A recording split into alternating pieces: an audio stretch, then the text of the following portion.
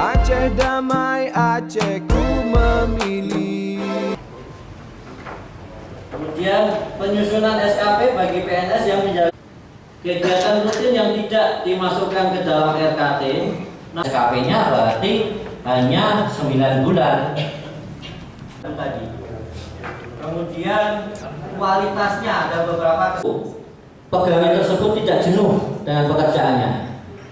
Kedua, lanjut Mas, kalau rekomendasi itu diberikan kalau ada Pak Sekretaris Provinsi eselon 2.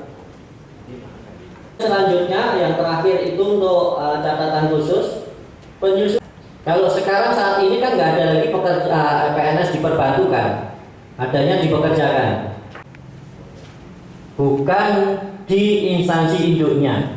Ini strukturalnya.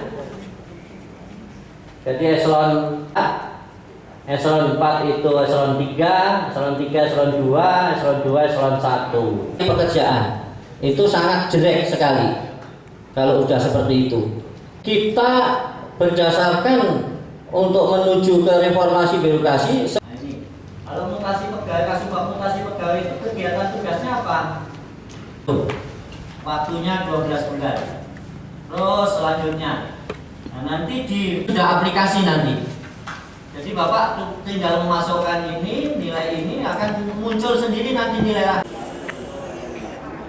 Soleha, Ibu Ina,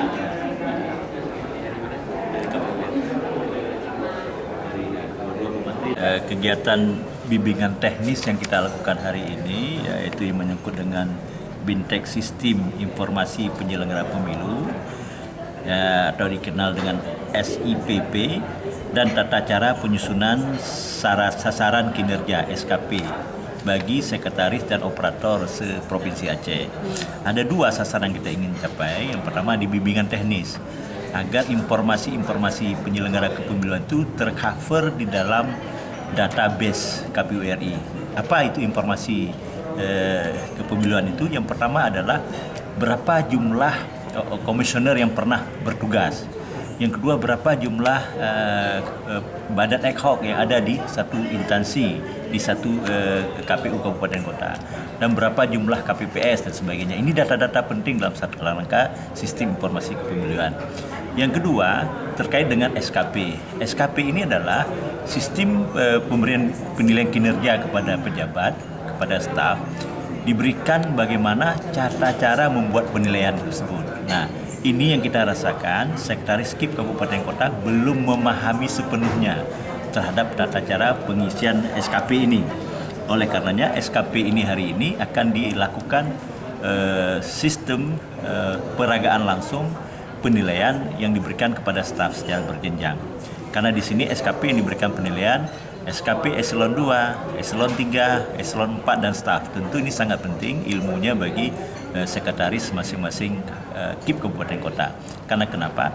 Jangan sampai SKP yang dibuat malah dibuat oleh staf, sekretarisnya tidak memahami tentang penyusunan SKP. Maka pelatihan bimbingan teknis hari ini sasaran kita adalah ingin supaya target kinerja ini bisa tercapai dengan baik. Terima kasih.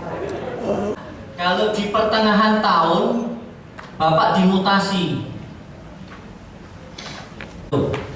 waktunya 12 bulan. Terus selanjutnya, nah, nanti di formulir realisasi sudah aplikasi nanti. Jadi Bapak tinggal memasukkan ini, nilai ini akan muncul sendiri. Aceh damai, Aceh ku memilih.